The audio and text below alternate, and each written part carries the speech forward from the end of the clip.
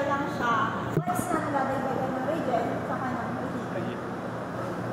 So, ano ba yung tinatawag nating Rankine cycle? So, pag pumunta tayo ng mga power plant industry, lalo na po ang ginagamit is steam turbine, or turbine, steam turbine, ang ginagamit na cycle is the Rankine cycle.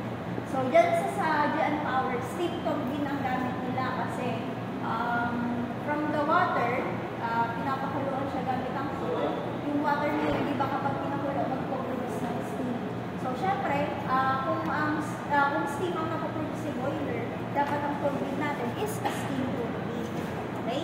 So, gagamitin natin ngayon si Rankine cycle. So, we have the 4 major components of Rankine cycle.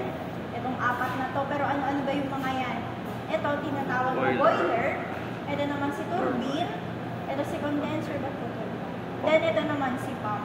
Naka-WPS ba? Check natin.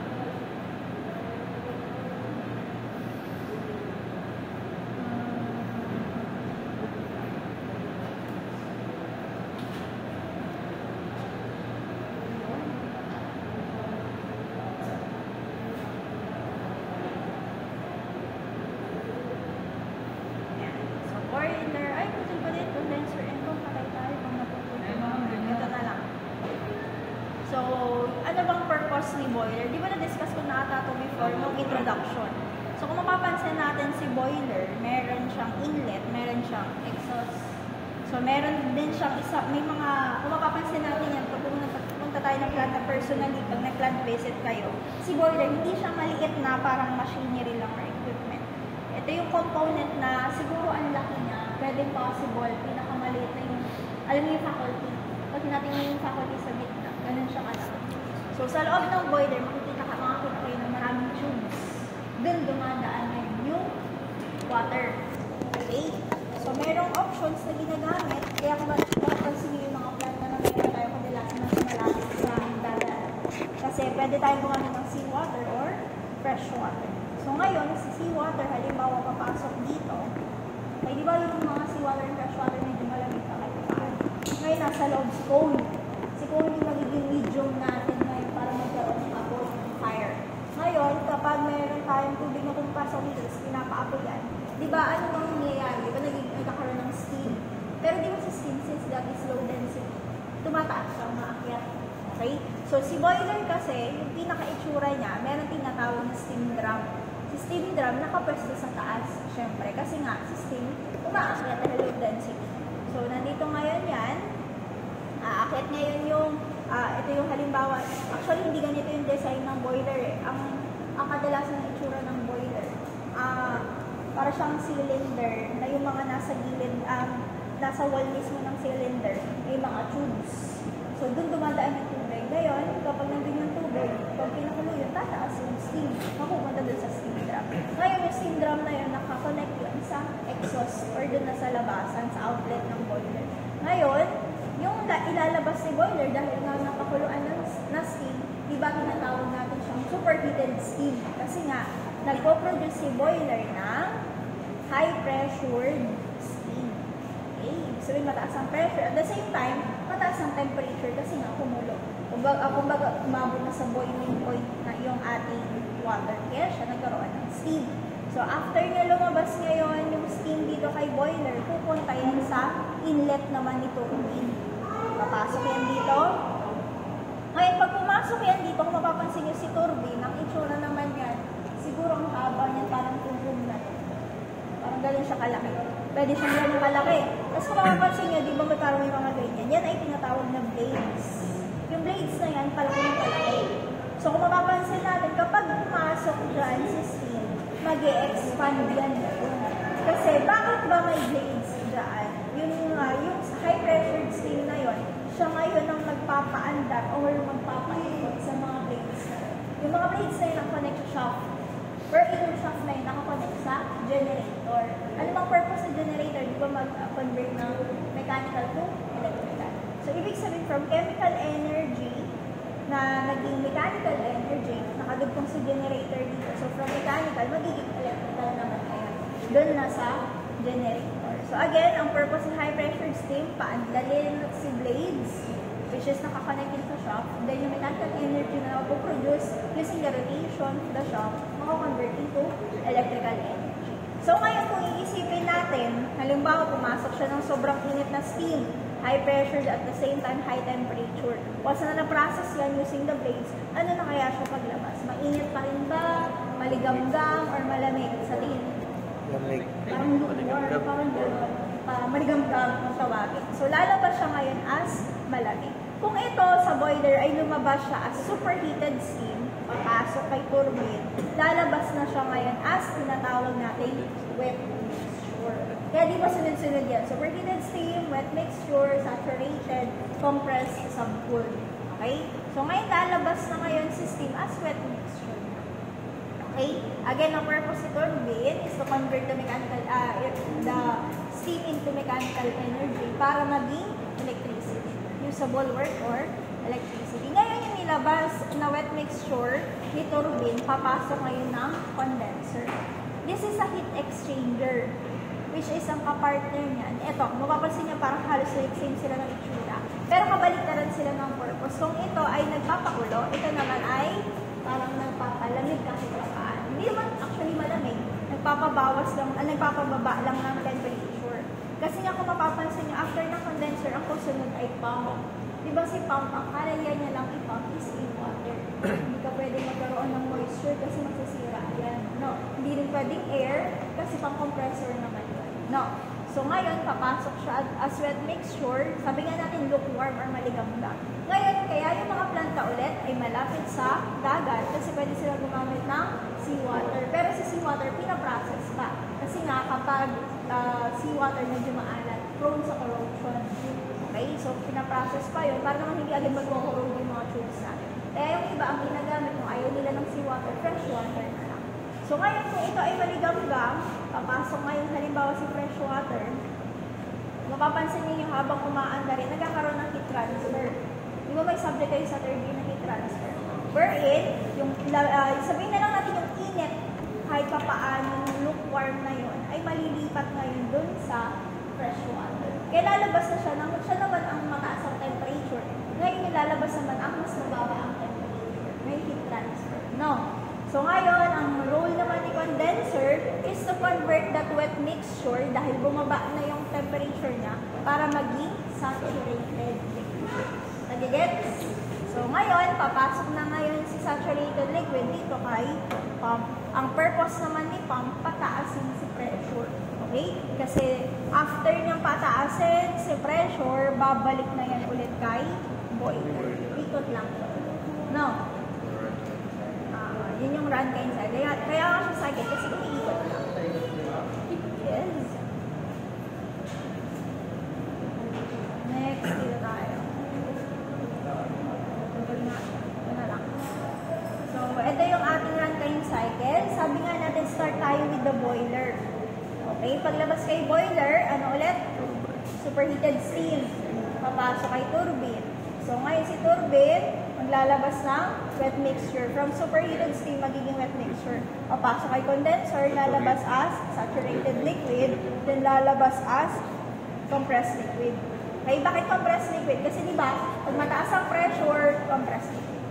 So ngayon, ano-ano kaya yung mga energies na involved in each component? Sabi nga natin pag boiler, nagpapainit. So ibig sabihin, there's a heat added. Or simply, Q in. Ibig sabihin, may papasok na heat.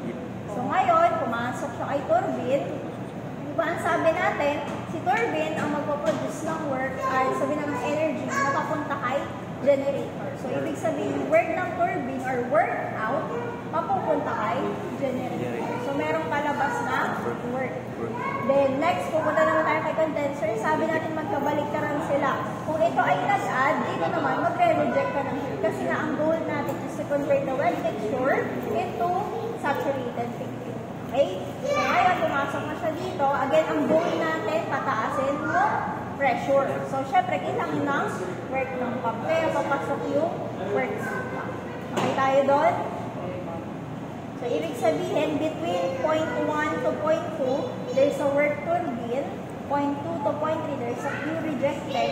0.3 to 0.4, work ng pump. 0.4 to 0.1 heat add. Okay?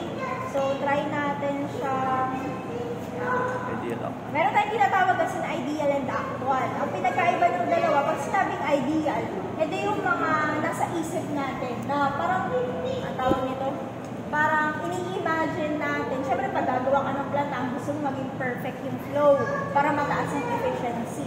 So, yung ginagawa nating solving, planning ng cycle na yun is tinatawag na ideal. Pero, in real life situations, may mga losses, dahil hindi naman maiiwasan namin sa may mga tagas, may mga singaw. So, ibig sabihin, yun ang nangyayari na sa totoong buhay, that is the actual.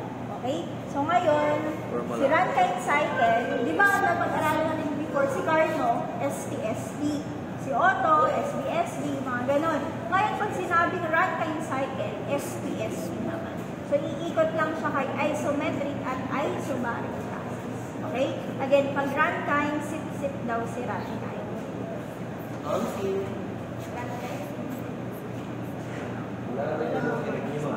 Ha? Mayroon sila? Malaki na sila. Ay, yung isang ereg kanina sumabay. Sana yung may tuloy. Si ano? Si Renier. Kakapasok na. Ayun, sige, dito po ba? Okay, ito.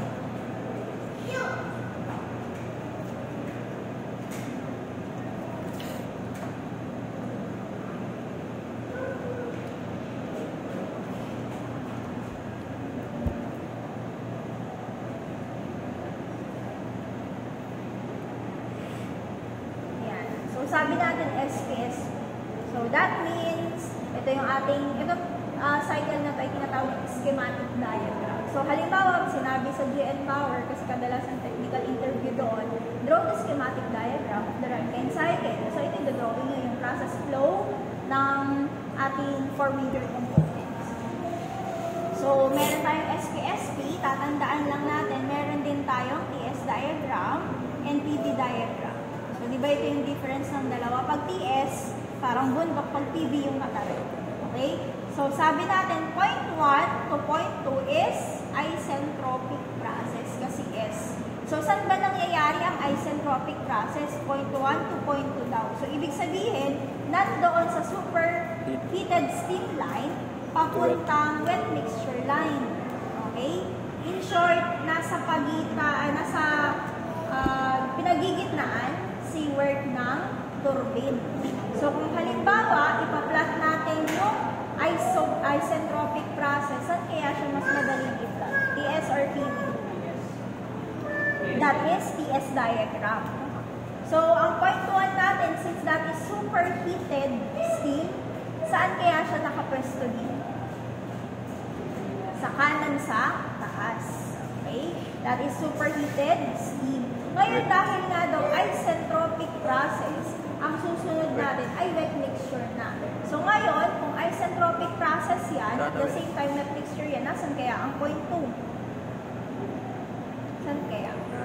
Natandaan niya sinabi ko before, kapag ang galaw natin ay pababa at pakanan, that is expansion. Pag pakaliwa at pataas, compression. So dahil nga, ang una natin i-consider, that is isentropic. Ibig sabihin, dapat magpantay si point 1 kay point 2. Kasi nga, entropy is constant. Dapat magkapatay sila. Kung anong value ni point 1, value din ni point 2. Next condition naman, kailangan daw siya ay wet mixture. Eh, di ba ang wet mixture nasa loob ng saturation? So, magiging ganito siya. Okay? Okay tayo doon? Next, kung ipa-plot naman natin siya sa PV diagram, since ang constant natin is S, ibig sabihin, wala tayong magiging tuwid na linya. Kapag ganun, ipapa-curve lang natin siya. Parang basta hindi siya magpantay. So again, superheated steam. Ito si point 1. Pag pupunta tayo ng point 2, again, kailangan natin i-consider na isentropic siya. At the same time, wet mixture siya. So ibig sabihin, nasa loob pa din ng saturation. Pero hindi na sila pantay. Ganyan na itsura. Doon. Next, point 2 to point 3, that is isobaric process. Wait lang pala, para mas madali yung basahin. Point 1 to point 2, that is isentropic, pababa, expansion ang basa. Again, isentropic, expansion. Okay? Next, point 2 to point 3, isobaric. Nasaan ba si point 2 to point 3? Wet mixture papuntang saturated liquid. Or nasa gitna yung heat rejection condenser. So ngayon, saan siya mas madaling i-plot muna? Siyempre sa PV diagram kasi pressure ang constant. Ibig sabihin, kung ano si point 2, dapat kapantay niya si point 3. Yun yung kailangan unang i-consider. Pangalawa, dapat siya ay saturated liquid. So, dapat pantay sila ni point 3 at the same time, nasa saturated liquid line siya. Kasi nga, saturated liquid na yung component natin. Okay? Next, pagpunta ng TS diagram, ito yung karamihan na tanong ng iba. Bakit daw pagdating sa TS diagram, pantay pa din? Okay? Kasi nga, ideally, parang gusto maging perfect yung ating cycle, kaya ang ginagawa, temperature is constant. Pero saturated liquid na siya. Parang ganun na. So, ang basa naman dyan, since meron tayong heat rejection dito, kung ito ay isentropic expansion, pagdating kay 2 to 3, that is isobaric heat rejection. No, isobaric heat rejection. Okay tayo doon. Next, another S, 3 to 4 naman. That is between the saturated liquid line and the compressed liquid line. Okay? Pero nasa gitna si work ng pampapasok. So, kung ipa-plot natin siya, mas madali sa TS diagram. Okay? So, again, ang goal ni work ng pump is to increase the pressure para maging compressed liquid. So, kung ipa-plot natin siya sa TS diagram, una i-consider, dapat S3 is equals to S4. So, dapat pantay sila nito, no? And at the same time, nakapresto dapat kay saturated, compressed liquid region. Ito yun. Yan yung ating point 4.